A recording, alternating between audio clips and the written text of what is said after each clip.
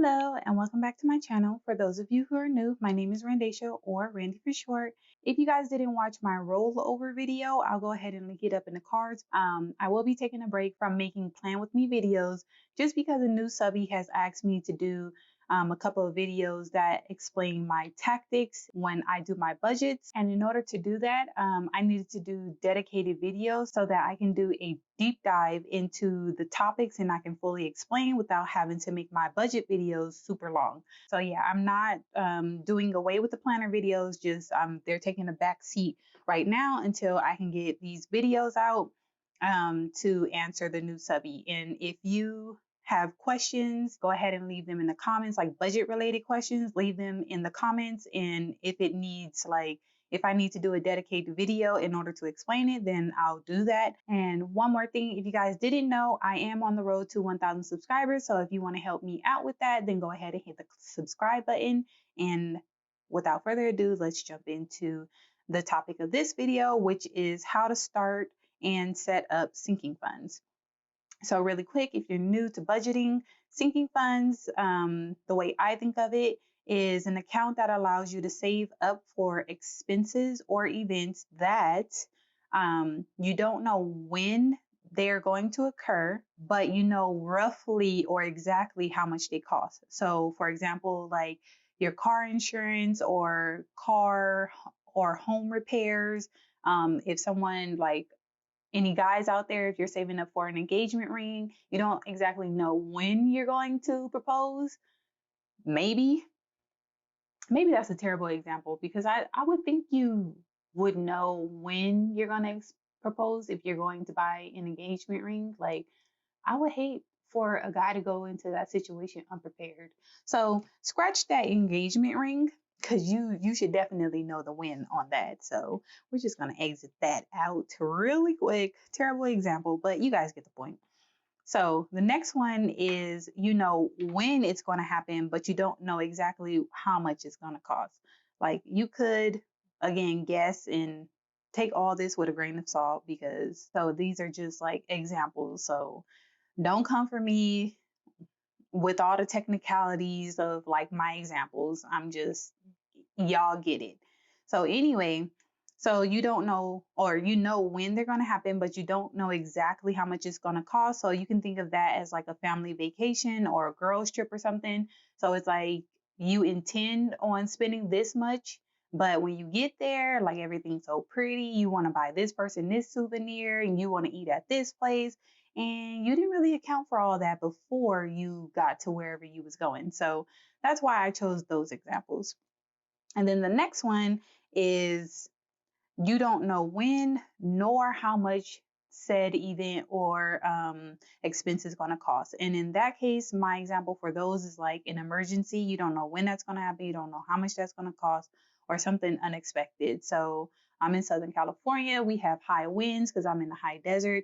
And if there's like some strong winds that blows termites onto my roof and I don't know until like a year later when they've ate a hole in my roof or something, Lord forbid, because that would be terrible. So that kind of thing is like unexpected and it's an emergency because, you got to take care of the literal roof over your head ASAP. So then next one and last one is when it's going to happen and how much it's going to cost. So the perfect example for all of my planner babes is new releases. You know when they're going to happen, how much everything's going to cost.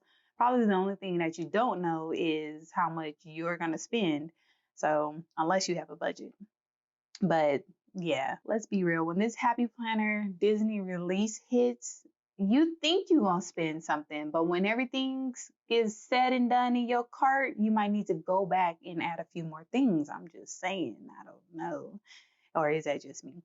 Anyways, okay, so the next thing is I kind of want to talk a little bit about the difference between the sinking funds and cash envelopes in like my mind.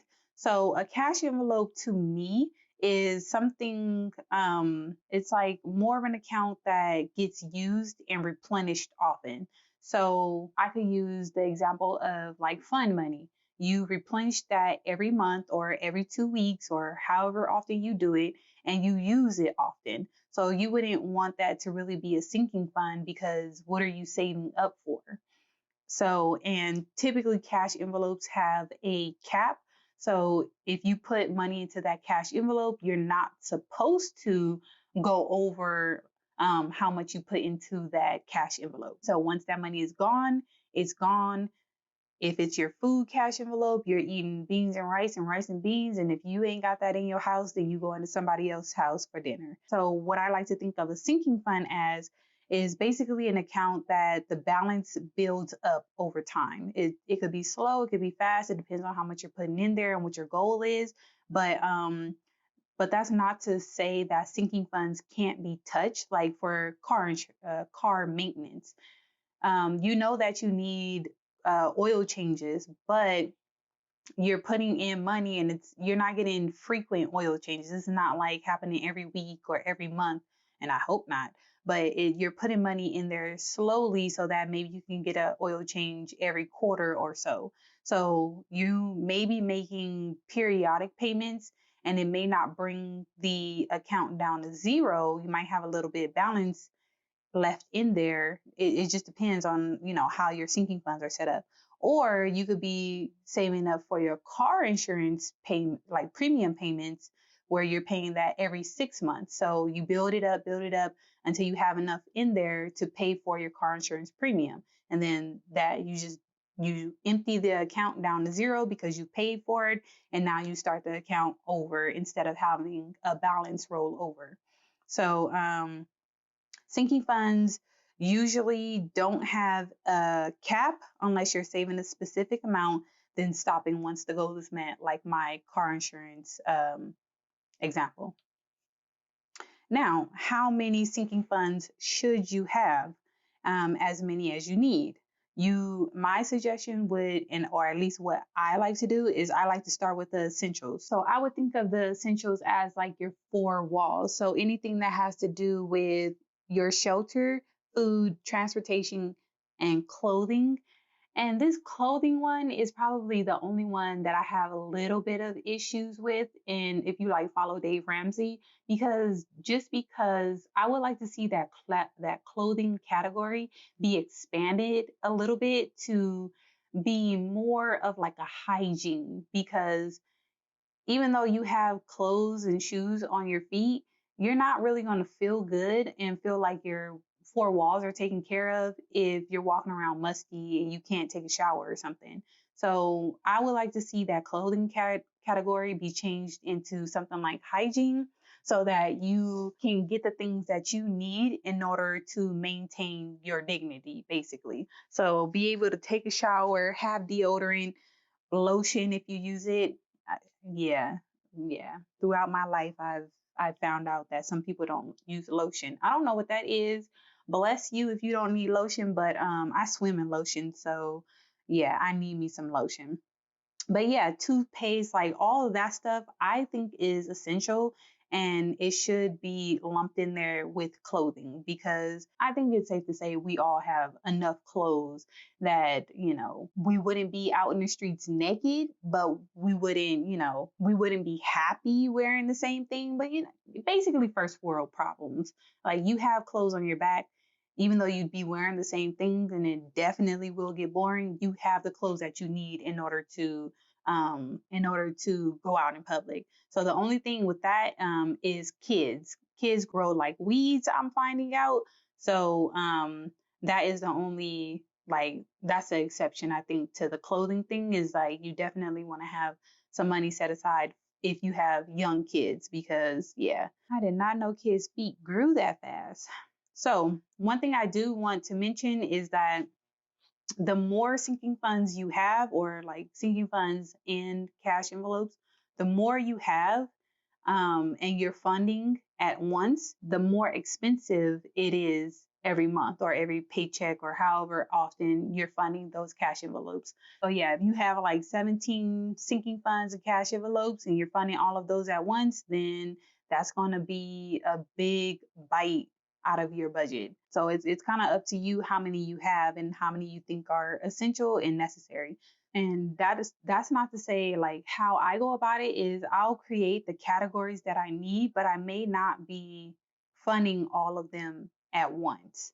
I haven't put, like, I have a vacation sinking fund, but I haven't put money in that sinking fund in forever. I don't know when's the last time I put money in that sinking fund. I have it, I just don't fund it. So you can have the sinking fund, but you don't have to fund it. You know, nobody's twisting your arm to say, like, hey, this account has been empty forever, you should put some money in it. Like, no, use your best judgment for your situation and you fund your accounts as you see fit.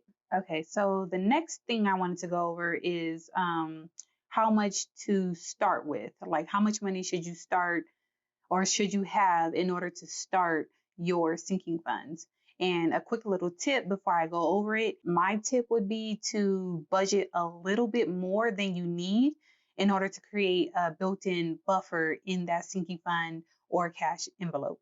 Just because I can't tell you how many times having like a built-in buffer in my food or gas, well, mostly my food, in my food cash envelope has saved me from going over budget because we may need, you know, more groceries that week for whatever reason. And instead of having to go over budget in like one of my paycheck budgets, I can just use the reserves that I built up in my cash envelope because the way that I budget a little bit more than I need. So for example, I budget $90 a week in order to get gas every week. But truly, like I budgeted $50 for him and 40 for me. But truly, my car, I have a Prius. So my car takes less than $30 per fill up.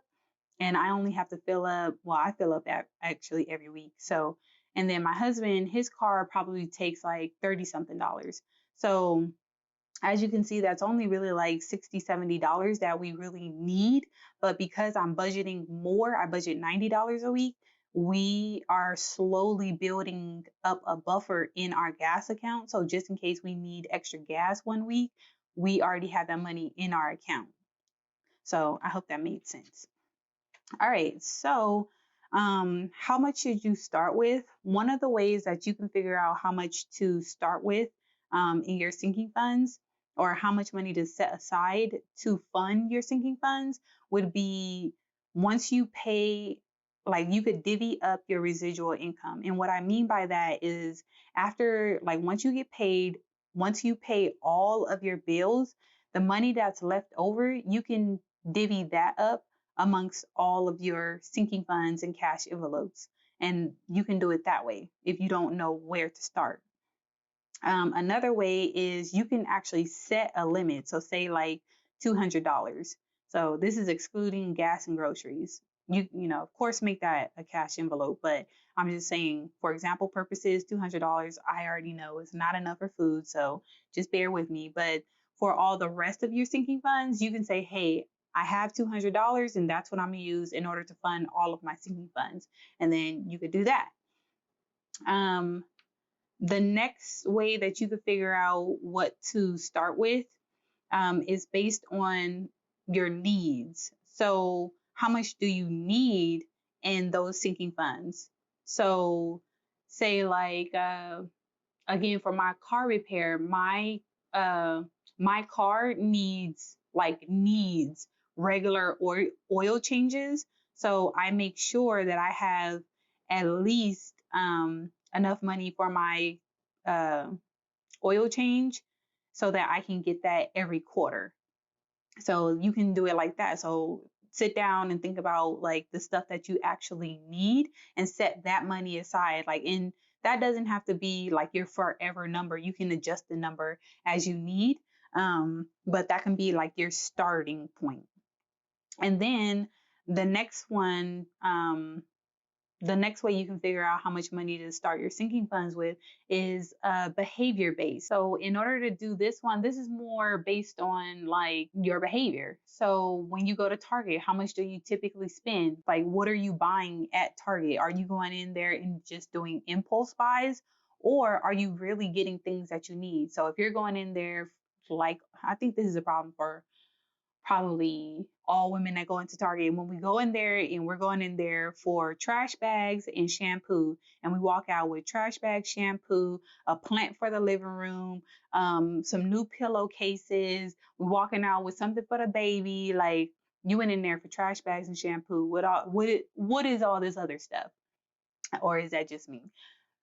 I don't know. But um, when you do those impulse buys, actually really sit down and look and see, like, what did you spend your money on at Target, and was it actually a need, or was this really just like a want and it was just like a pure impulse buy? So based on that, you can like build up a Target sinking fund so that you're not going over budget and you won't feel guilty when you go into Target because you've already set aside money to go shopping at Target. And that way you're not going to go over budget in your paycheck. Because if you go into Target and you know you spend $200 every single time, um, you may not want to set that high of a limit, but you can maybe say, like, you could start a Target sinking fund where you're setting aside $50 every paycheck, so that if you go in there and you see something in Target, then you know you have $50 to spend on whatever impulse buy that you want. So that's just an example.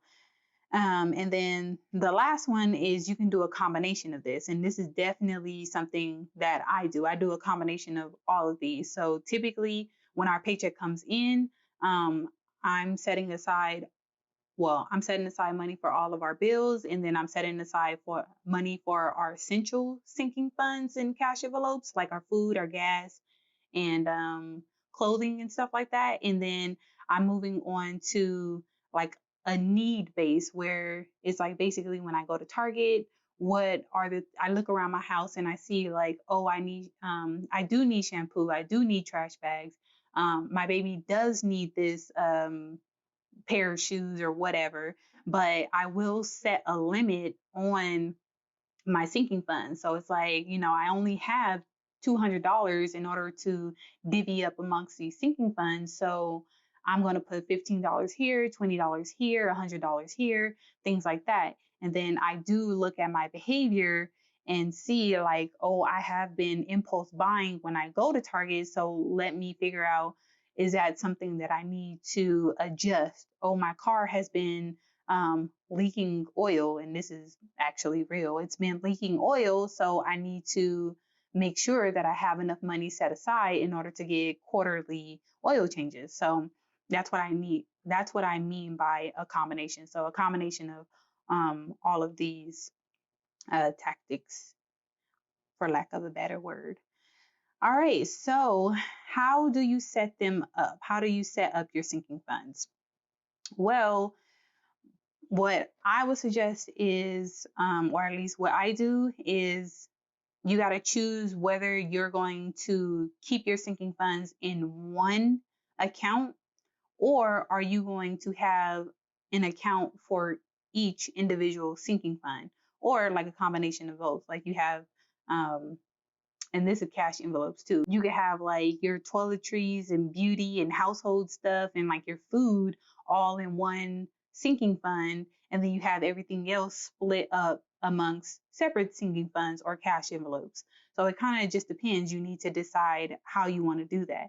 I like to have mine in separate accounts because I do use digital envelopes, just because I hate keeping track of like the balance of each sinking fund if I keep it all in one account. I did do that before, and it wasn't for me. So that's why I did I did have to move banks in order to get separate accounts for all of my sinking funds. That's a good segue into whether you're going to have cash or digital envelopes.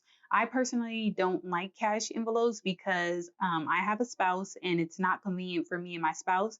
So like say, for example, if I have the food envelope, then and I intended to go grocery shopping, but say he has some time and he was like, babe, I got it, I'll go.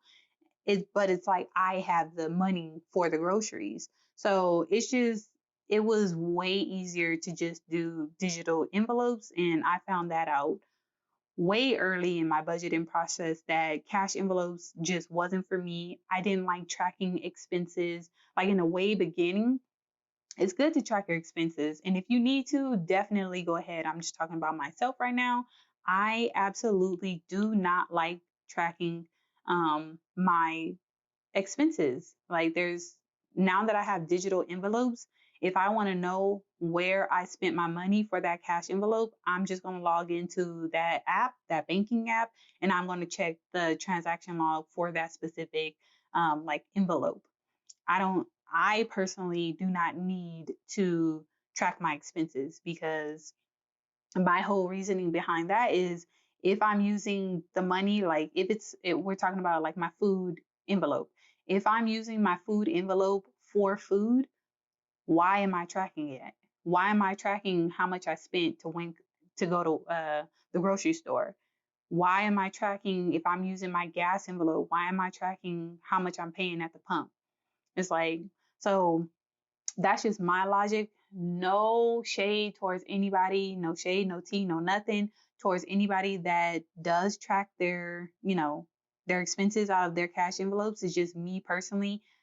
It does not help me in any type of way. And that's just more time is going to take me in order to do my budget and more time I'm going to have to spend in my budget. Don't get me wrong. I do enjoy budgeting, but I don't want to have to budget on the go like that. And I had a note there that you can do a combination of both, like I said. So you could have like make your gas, food, and like household or whatever, make certain envelopes a digital envelope, and then the rest of them you could have as cash envelopes.